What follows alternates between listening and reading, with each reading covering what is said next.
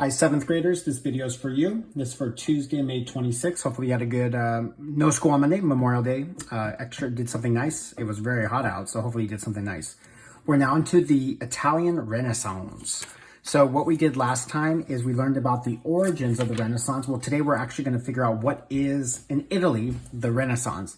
Like I said, too, we have a high school in Long Beach called Renaissance High School, too. Since this section's a little bit longer, like usual, we'll cut it into two videos. So today will be the first 2 or 3 pages. The next video will be the next 2 or 3 pages. So we're in this 7th grade book. We're in chapter 13, section 2. Let's get into it.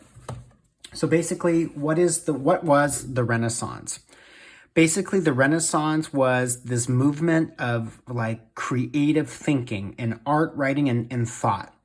And the word Renaissance actually means to be born again or to what's called rebirth. And it doesn't mean humans die and then they come back to life as a ghost or as a goblin or as like The Walking Dead. I know it's an old show. But rebirth just means a new way of doing things, a new way of thinking, and a new way of just building things. So Renaissance writers and artists also created new styles and ways of thinking. The Renaissance lasted from 1300 to 6. So we're talking over 300 years here. And the Renaissance began in Italy and then spread to all of Europe.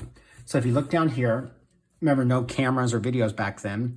This was a painting depicting one of the most famous cities in Italy called Florence. It's a real place today. And it was one of the centers of this thinking, of this art, and just of new ways of doing things. Okay. So this is a famous Renaissance era painting. I mean, it's beautiful. And if you didn't know this, there's 4 Ninja Turtles: Raphael, Donatello, Michelangelo, and, oh no, I'm forgetting, Leonardo. Well, guess what? All 4 of those people were alive during the Renaissance, and that's where the Ninja Turtles get their names. So this artist's name was Raphael. I think he's the red Ninja Turtle, if I remember correctly. So what happens here is people begin to trade, and then cities become main places for exchanging different goods and ideas. Thus, they were the ideal locations for creating new styles and for spreading Renaissance idea. Before this, if you lived in one place, you usually stayed in your home, you never traveled, you didn't talk to random strangers, and you just lived your life and you died. Now with the Renaissance, people are trading, moving, and stories get told. Religion gets told, art gets told, how to build gets told. And the city of Florence begins to be like the hub or the main area for this thinking. It's one of the most influential cities. So Florence had a population of about 120,000, and which made it one of the bigger cities in Europe. And also one reason why Florence and the other cities produced such influential artists and writers was that the ruling class actively supported the arts. So we see this in history. They're basically the rich people in this city of Florence liked the arts. The rich people like this new way of thinking. So it was allowed to happen. A wealthy merchant class developed in many Italian cities. Many of its members became influential leaders. Okay. There's actually a show on Netflix called Masters of Florence, and here's Medici.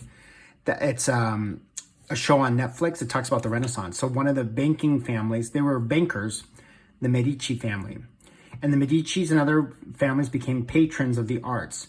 So to be a patron means that you support and you basically, the best word I can describe is you're a sponsor. So you're not the artist yourself, you're not the musician, but you pay for them to go to school, you pay for them to record, you pay for them for the supplies, and you basically are a patron or you're a sponsor. The best way I can describe it too, if you use Uber Eats or Grubhub or takeout food, and your favorite place is Carl's Jr. and you go there every day, you're a patron of Carl's Jr. You support, you give your money to them to make your food. Pretty simple. Now, and this will be our last page for this video for Tuesday. So basically, when it comes to drawing and painting, what new techniques did they even do? So if we look down here, the yellow word is perspective. So what does this mean? So that once again, this is by Raphael, not the Ninja Turtle, but the Renaissance guy. And this was really different than paintings before. And the reason why is because, do you notice how the things in the back actually look small? like how they would look if you were there, and the things closer to you look big. This was something unheard of. And drawing people in what's called the foreground, larger than those in the background, helps to give the painter a three-dimensional appearance. To you and me, this might look like a normal whatever painting.